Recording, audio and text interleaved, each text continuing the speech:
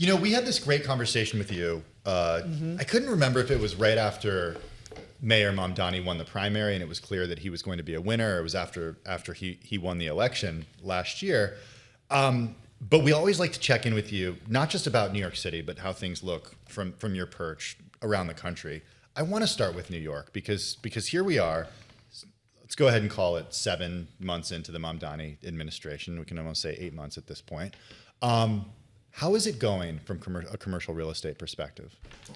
So I think it's a confusing situation. On the one hand, he's executed some things he said he's going to do. When we raised our latest fund, we actually mapped everything Mamdani said he will do.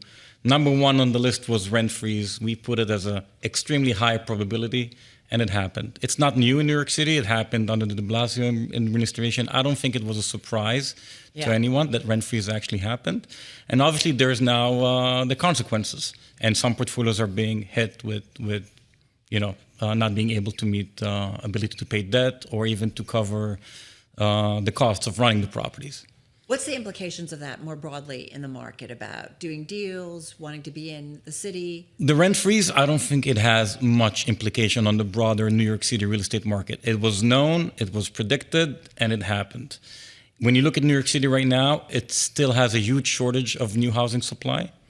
It's growing in demand, and it's also a market that's flushed with liquidity right now. It is flushed with liquidity. Yes, there's a lot of capital flowing into New York City, both on the equity and on the credit side. So I have an anecdote, and I have no idea if this is widespread, but there's a brand new home near us in Brooklyn, and it's sat vacant for months. It's sold. The people who are supposed to move into it are in an Airbnb because they sold their previous place, and it's because they don't have a final CO from the city at this point. And it seems to me like, how can... Yeah. This is displacing somebody who would use this long-term Airbnb, which I don't even know if those are legal. I don't know. Over 30 days. Okay, well, it's definitely over 30 days. Okay. And it's just sitting there empty, and it's like taking supply. Right. Have you learned anything about the permitting process or the approvals process in the last few months that's changed from other administrations? Like, is it typical for a home that's finished to sit vacant for this long? I don't know how the approval process goes. I'm not a real estate developer, but has something changed in this administration, or is that typical? Well, he appointed pretty, competent people to various positions in DOB, and I think DOB take the latest occurrence in the Pfizer building. We're the lender on the ground underneath. Okay, wow. DOB has been all over it, obviously. They just today released the stop work order on one of the buildings on 219, which is great news. I think they've been pretty efficient. There's limitations on staff. That's a reality. They should probably staff more on different levels, but they've been pretty efficient with the amount of volume they're dealing with. I mean, so you're not seeing any difference between administrations? No, okay. Not to better, not to worse, but pretty competent. The status quo. Pretty competent people have been nominated to various positions. Okay. So that's as an investor, that was a good thing. So I'm curious about kind of the environment.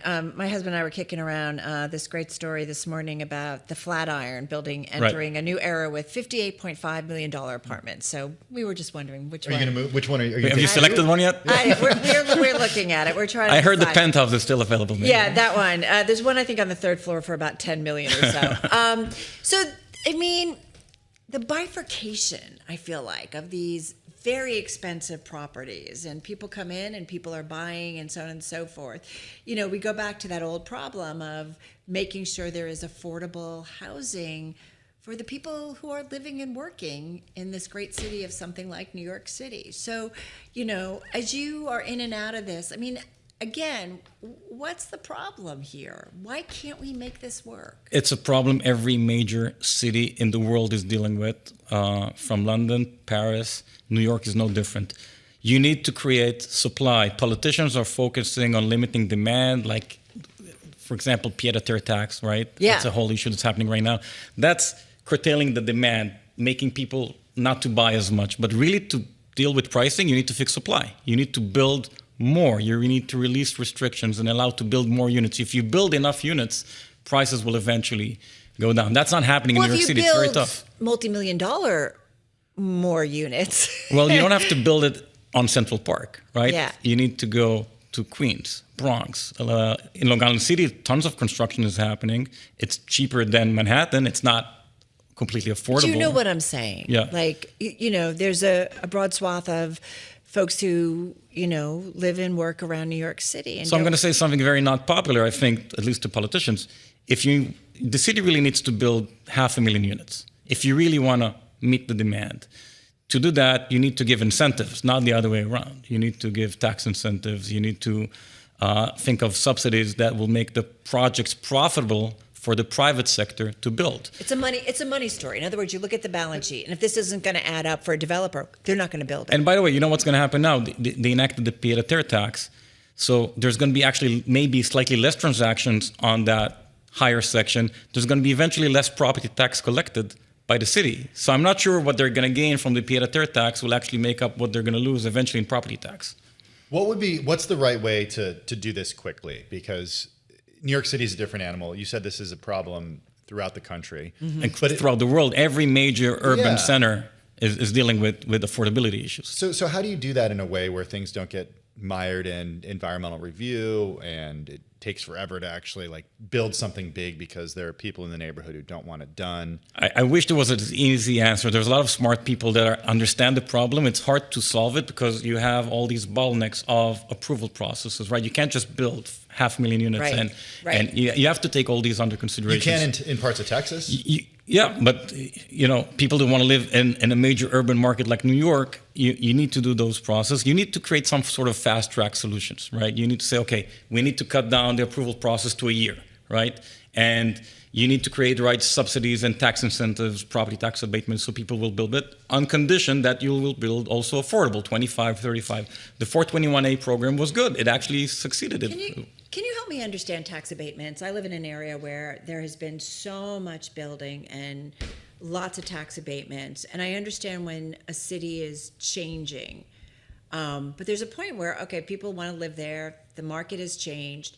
Why will people not build without tax abatements? If you take the price of land and the price it takes to build and time, which creates additional costs, it's not making economical sense to build if you don't have some. And the biggest expense after you build something and rent it is property tax. So are you telling me all developers are only in the business because they get tax abatements? No, but for multifamily at the price, the reason people have built things, right? The reason people in Manhattan mostly built brand new condos because those made sense economically. You buy the land at a high price, you sell eventually at a premium, and you make a decent return.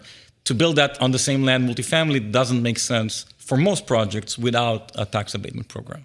That's the reason. Is there a way to do this at scale for smaller developers? Because smaller developers who maybe go around parts of Brooklyn or Queens and say, okay, well, I can take this home, I can essentially rebuild it using the same foundation, sell it for more, and sell it very quickly. But they don't necessarily have the scale of building. There's ability to do it on smaller scale, and the city is doing it with all the various programs for affordable housing, right? Is it working? It's working, but most of it, if you look at the budgets, they're maxed out. There's no more room in the budget to do more. That's why these public-private partnerships in the form of what used to be 421A program works, because then the city is saying, you're a private developer. I understand you need to make money. Mm-hmm. We want to solve the housing issue. We want to create affordable units. We'll give you a tax abatement, build more. And it's a win-win, sort of. Those tend to work on a larger scale. So what's going on the credit side in terms of what kind of deals are being done? What are you seeing? What's opportunistic for you guys? And how is the rate environment kind of changing any of it? So currently we have the most loans on the term sheet we had in a single month. We currently have almost 1.5 billion in signed term sheets. I think it's indicative of the market. The market, as I said, is very active right now. There's certainty to your question on interest rates. So that gives clarity to what project valuations and pricing are. Higher, lower? Or they're kind of flattish. Flat. Okay. There's no big expectation to a huge drop or a huge increase, which is good because what investors are looking for is kind of continuity. Yeah. Exactly, and predictability. We're seeing a lot of transactions happen.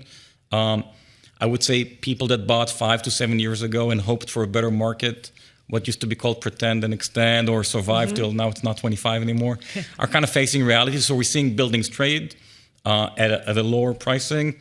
new buyers stepping in. We typically finance new acquisition, bridge loans, construction financing, office to resi conversions. Is that still happening? I'm so Still. glad. That's what I was wanna thinking do. about that. It's still, but I think we're kind of, the big part is behind us. It's in the rearview mirror. So the bulk amount has happened in the last 2 years. Now it's kind of the remaining buildings that didn't trade that are happening now. There's about 16,000 units that are going to be delivered in New York City as part of office to resi conversions. That's a big number. But I don't think we're going to see 16,000 more in the pipeline. We're probably going to see 5,000, 6,000 more. And then no more?